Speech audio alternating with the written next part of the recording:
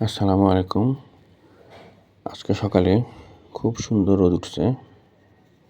রোদের তীব্রতায় চারদিকের ঘন কুয়াশাগুলা আস্তে আস্তে সরে যাচ্ছে।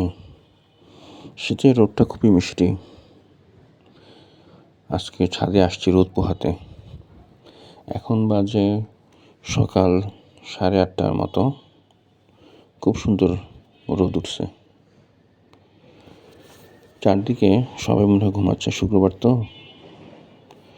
নিস্তব্ধ, পাখির গুঞ্জন শোনা যাচ্ছে। খুবই চমৎকার। আশপাশটা একদম নিরিবিলি। গাছের উপরে রোদ পড়াতে দেখেন কত সুন্দর লাগছে। মনে হয় যেন জ্বল করছে এই যে সূর্যটা। কুয়াশার মধ্যে উঁকি দিচ্ছে। কতক্ষণ থাকবে জানি না, কিন্তু যতক্ষণ আছে ভালো লাগছে। এখন তো সূর্যের কয়েকদিন ধরে দেখা পাওয়া টাফ ছিল।